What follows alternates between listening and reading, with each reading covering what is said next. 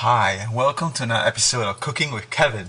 In today's episode, I'll be showing you how to make sweet potato casserole.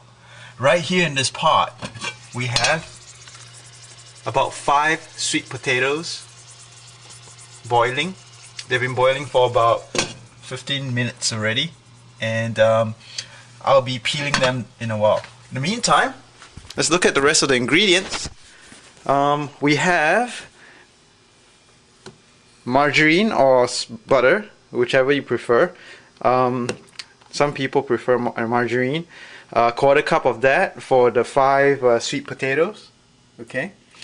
Then we have brown sugar. This will be a half cup of brown sugar. Okay. Then a dash of cinnamon. Alright. And of course miniature marshmallows, because they're gonna be toasted on the top. So you know, that's how sweet potato casserole generally is. You have marshmallow on top and the mashed potato below it. And of course, this is one of the things that makes it interesting. The orange juice that I add, the recipe asks for 3 tablespoons, but I tend to be a bit more generous because people tend to like how there's a sweet and sour kind of flavor to it. Gives it a lot of tang, a lot of kick. Okay, and for my extra bit, to give it an extra crunch, I put in glazed pecans just below the soft toasted marshmallows to give it more crunch. Okay, so I've got my measuring cups here and mixing bowl and all that, and so I'm going to start peeling the suckers, and then I'll show you what comes after that. Alright, so stay tuned. Okay, so now once you have everything in place, you start mashing everything up like so. And basically everything's been added already. I have the brown sugar, a pinch of cinnamon, orange juice, margarine, and that should basically be the key things that you add to this mixture. Makes it darker, almost looks like pumpkin. Alright, but once you mash it up good enough, if you have one of those electric mixers, it makes it so much easier. But I guess this is good exercise for your arms. And in a while, I'll start putting this, laying it out in a baking pan, which I have ready over here. Alright, and I'll put the pecans and followed by the marshmallows on top. Then I'll toast the whole thing for about 25 to 30 minutes. Alright, so stay tuned and see what happens next.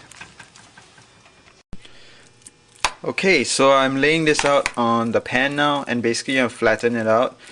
After this, you pop this in the oven at about 350 degrees Fahrenheit. I have the oven already set to that temperature, so once I lay this out, put the toppings, and then we'll be ready to go.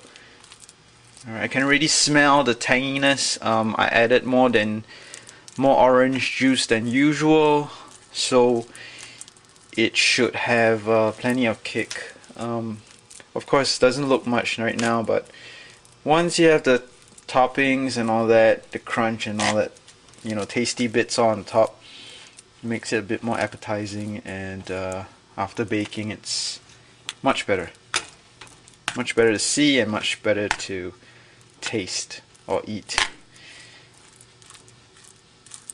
It's like laying cement, actually. Alright, so we have the pecans under the marshmallows and everything's covered up quite nicely. So I'm going to pop it in the oven now, and in about half an hour later we should be able to see the results. I'm going to put it in the middle. Alright.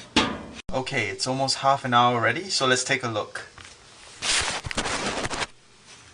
You can smell it. Alright, it's a little bit browned already. Now, I could leave it longer to give it more color and make it crunchier, but I'm just going to take it as it is, and probably I'll pop it in the oven once I reach over there, so that not only will it reheat, but you give it more time so that you can you make it more brown later on. Okay, alright, so I'm gonna take off now, and if this proves anything, it goes to show that even people who don't cook like me can make stuff like that. So the point is, try to make something. Alright, see ya.